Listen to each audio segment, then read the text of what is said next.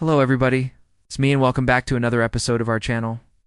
And today we are going to be talking about why the Mafia used Catholic churches for crime. So this is something that has been on my mind for a long time, because when you think about the Mafia, you always hear about how they used to meet in buildings like pizzerias or bars or restaurants. And it was only until fairly recently that I realized that no, they actually preferred to meet in churches. They actually preferred to meet in Catholic churches. So why did they do this? Why did they use Catholic churches for their crimes? Well, in order to understand that, we first have to understand what the Catholic Church was like during the time period in which the Mafia was forming, and also kind of just understand what the Mafia even was. So the Mafia was a secret society. They wanted to keep their activities hidden from the police, and they also wanted to keep their activities hidden from most of the people who lived in the cities where they committed their crimes. Because if their crimes were known, then people would, not necessarily want to live in those places. Same thing with the police.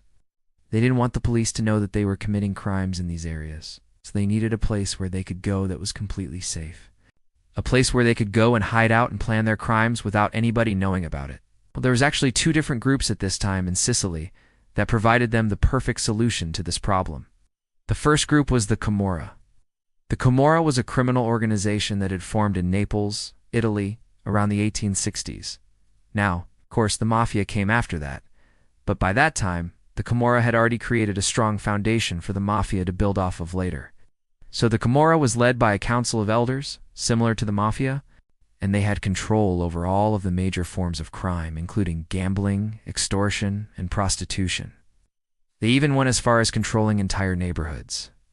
So in order for anyone who lived in those neighborhoods to get anything done, they had to go through the Camorra and ask for their permission. And sometimes that meant that they had to pay money to the Camorra.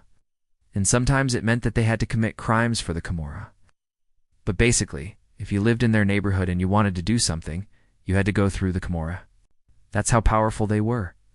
So if you're starting to see a connection between the Camorra and the Mafia yet, that was because the Mafia actually formed because of the Camorra. After the Italian unification in 1861, the Camorra began to decline in power and wealth, and so a new group rose up to take their place. This new group was called the Mafia, so they took the blueprint that the Camorra had laid out for them, and they built upon it. Like the Camorra, though, the Mafia focused primarily on extortion and the illegal production of food.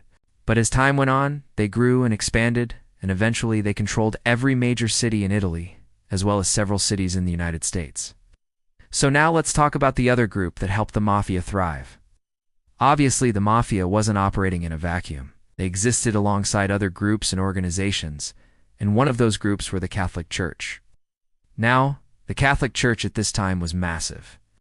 I mean, it still is massive, but it was especially massive during this time period, because it stretched its fingers into every facet of life. I mean, really, if you wanted to get married, you had to go to the church. If you wanted to have your kids, you had to go to the church.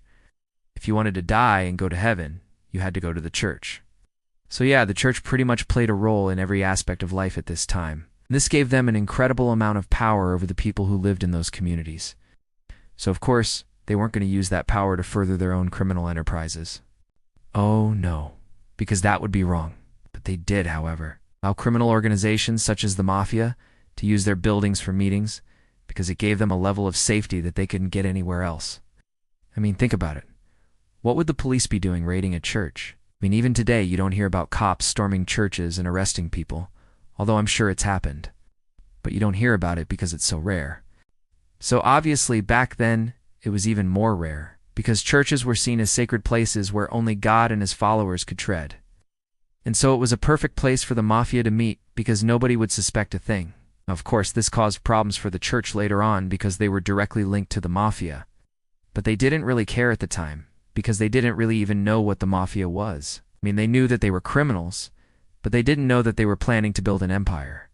They thought that they were just a small-time gang that was operating in the shadows. So it really didn't bother them too much that the Mafia was using their churches for meetings. In fact, it kind of made them seem like they were part of something bigger than themselves. But of course, that would change as time went on, because as the Mafia grew, the church began to lose its power. And so when that happened, they became very worried about the fact that they were being associated with criminals. There are many instances where this happened. For example, there was a man named Ignazio Silvestro. He was a priest who was working in a church in San Giovanni a Tiberio, Rome. He was there in 1927 when a local mafia boss was arrested. And apparently the police found a gun and a few bullets in Father Silvestro's apartment. And so they questioned him about it, and he said that the gun belonged to a friend of his, who had asked him to keep it for safekeeping. But the police didn't believe him. They thought that he was part of the mafia, and so they put him in jail. Of course, Father Silvestro was innocent, but he spent 6 months in jail before he was finally able to prove his innocence. But that's just one example. There were many others. Like, for example, there was a man named Giuseppe Impastato. He was a mafia boss who was living in the town of Sinisi, Italy, and he used a local church as a meeting place for his criminal organization. But one day the police got a tip that he was planning to rob a train that was carrying gold from the Bank of Italy to the airport. So they decided to set up a roadblock and wait for him. But when they searched the church, they didn't find anything. Didn't find any weapons or any evidence that he was planning a robbery, so they let him go. But little did they know that he had bribed the local priest to warn him that the police were coming, so he was able to escape and he was never caught. So there were many instances where the church was used for illegal activities, and this caused a lot of problems for the church, because people began to associate them with the mafia.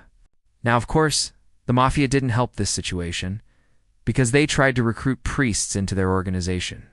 Like, for example, there was a man named Father Luca di Fulvio, was a priest who was working in a church in Partenico, Italy, and he was approached by the mafia to become their chaplain. Basically, they wanted him to hear confessions from mafia members and absolve them of their sins. Well, he agreed to do this, but he also agreed to secretly report their activities to the police. So he was kind of like a double agent, if you will. But eventually the mafia found out about this and they threatened him.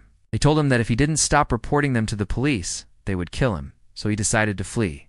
He left the priesthood and he changed his name to Father Luca de Luca, and he lived out the rest of his life in hiding. There were many priests like Father Luca di Fulvio who tried to fight back against the mafia, but most of them didn't succeed.